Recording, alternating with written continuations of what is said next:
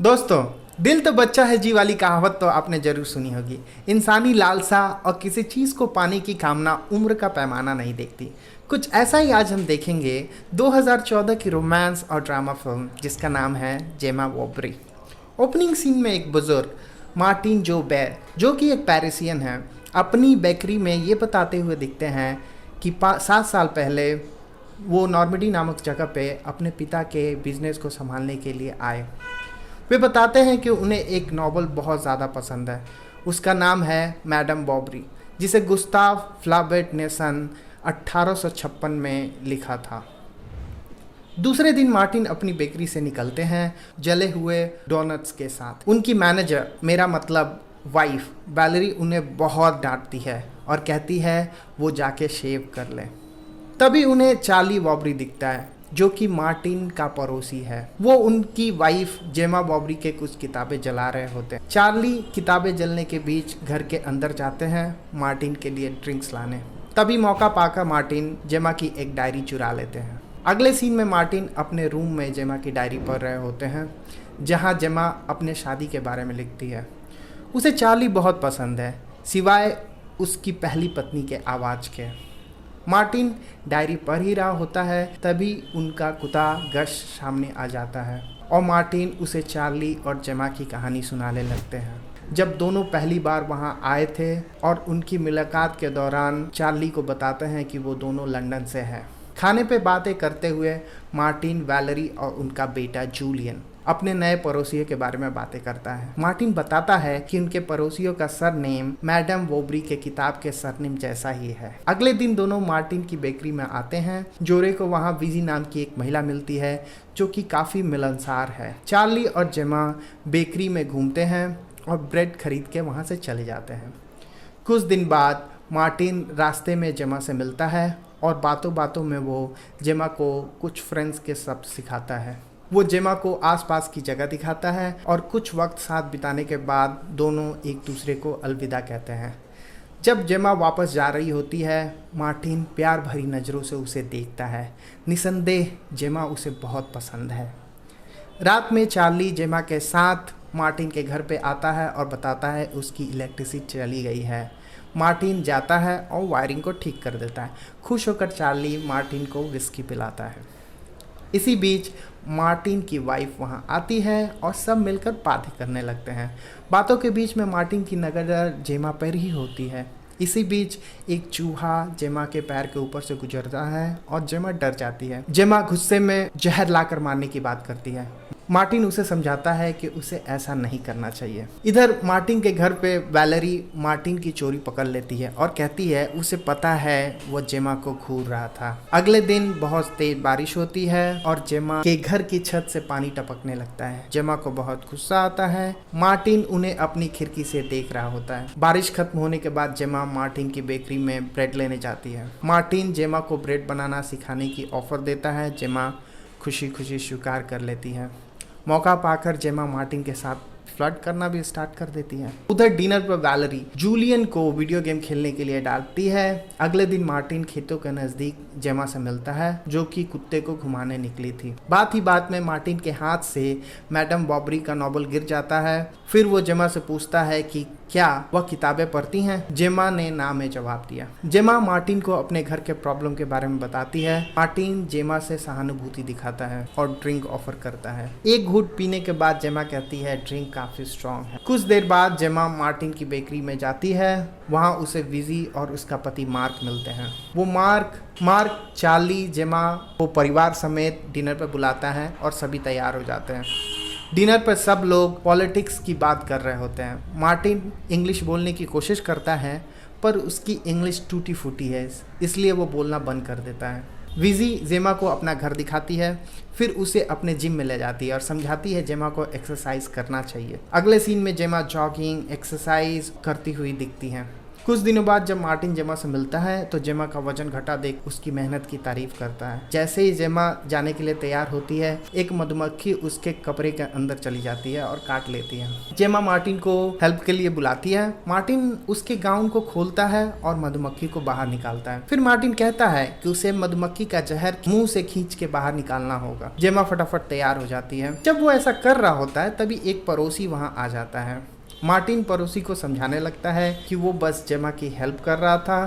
तभी जेमा बेहोश होकर गिर पड़ती है। दोनों उसे हॉस्पिटल ले जाते हैं। क्लिनिक में डॉक्टर बताता है जेमा को मधुमक्खी के डंक से एलर्जी है, इसलिए वो सदमे में बेहोश हो गई। इसके बाद सभी लोग क्लिनिक से बाहर आते हैं।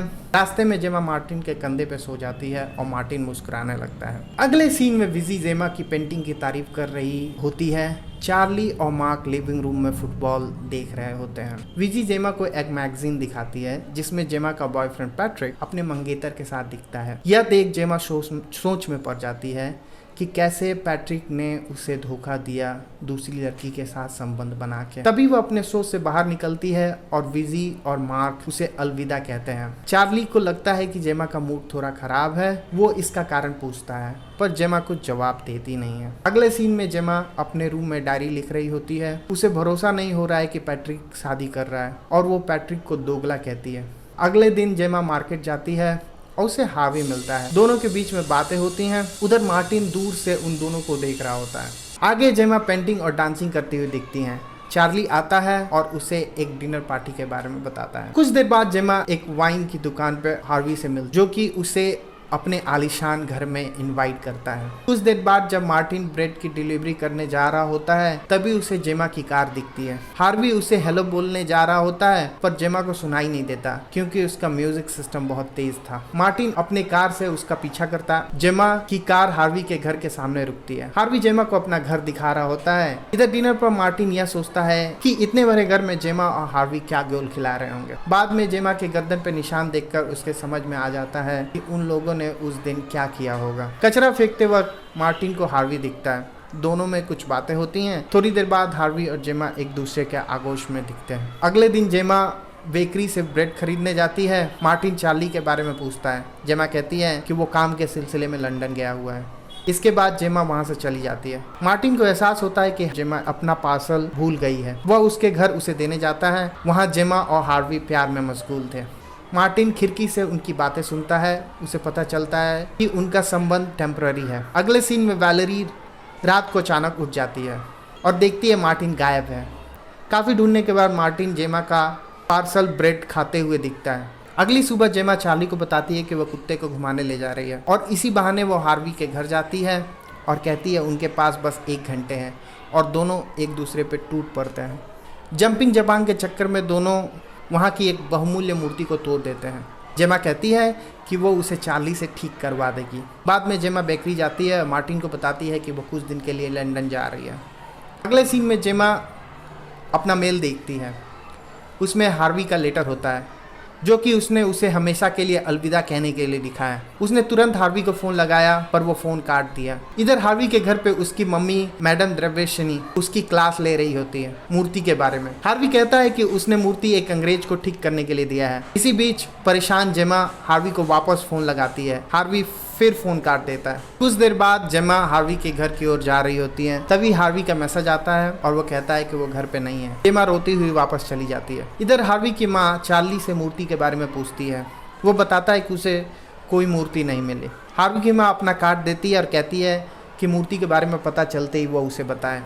इसके बाद वो हार्वी को कार में बिठाकर पेरिस के लिए निकल जाती है।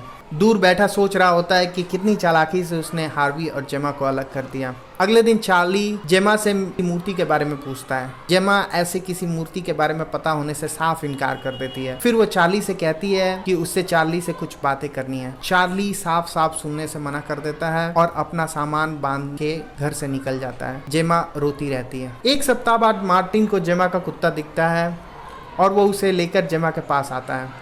जेमा उसे चाय पिलाने के लिए अंदर बुलाती है। अंदर जाने के बाद जेमा मार्टिन को हार्वी के वकील का लेटर दिखाती है जिसमें मूर्ति के बारे में पूछा गया है। जेमा कहती है कि उसे मूर्ति अब नहीं मिल रही है और उसे मार्टिन की हेल्प चाहिए लेटर का जवाब देने के लिए।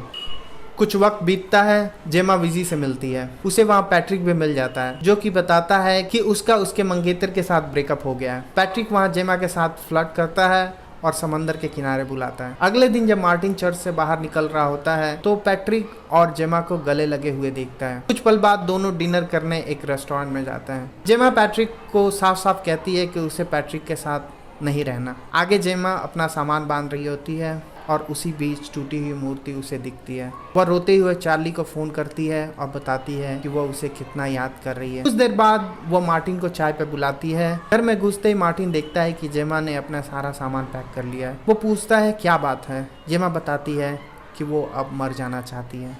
गलती से मार्टिन जेमा को बता देता है कि उसने ही नकली लेटर भेजकर हार्वी और उसको अलग किया। जेमा मार्टिन को इसके लिए भला बुरा कहती है और बताती है कि एक किताब के आधार पर उसे जज करना सही नहीं है। मार्टिन कहता है कि वो डर गया था। जाते जाते जेमा ने मार्टिन को लिप किस किया। अगले ही सीन में मार्टिन जेमा के लिए स्पेशल ब्रेड बनाता है और उसके दरवाजे पर रख देता है। कुछ देर बाद जेमा को दरवाज़ा खटखटाने की आवाज़ सुनाई देती है और दरवाजे पर पैट्रिक हाथ में ब्रेड लेकर खड़ा है। वह जेमा से कहता है कि वो एकदम बदल जाना चाहता है।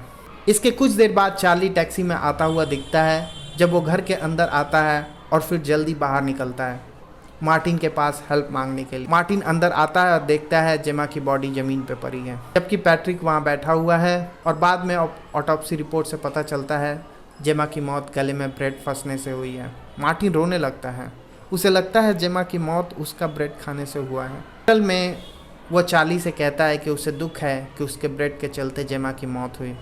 चार्ली बताता है कि इसमें मार्टिन की गलती है ही नहीं। वह जब घर में घुसा तो पैट्रिक को देख के गुस्सा आ गया जबकि पैट्रिक जेमा को गले में फंसे ब्रेड को निकालने की कोशिश कर रहा था। और जब पैट्रिक और चार्ली खुद में उलझ गए, इसी बीच जेमा ने दम तोड़ दिया। इधर पैट्रिक कहता है कि वो जिम्मेदार है। वो ब्रेड खाती हुई जेमा को ज़बरदस्ती प्यार करने की कोशिश कर रहा था और इसी बीच ब्रेड उसके गले में फंस गई। इसी बीच मार्टिन का सपना टूटता है और वो डायरी में पढ़ता है कि जेमा चार्ली के साथ घर बसाना चाहती थी। कुछ वक्त बीतता है। जूलियन, मार्टिन और वैलेरी अपने एक नए पड़ोसी के बारे में बात कर रहे होते हैं। फिल्म का अंत होता है जहां मार्टिन अपने नए पड़ोसी को एक किताब के बारे में बता रहा होता है। तो दोस्तों, फिल्म की समरी, मार्टिन का कैरेक्टर आपको कैसा लगा? क्या वो एक बुरा इंसान था? कमेंट सेक्शन में बताइए। धन्यवाद।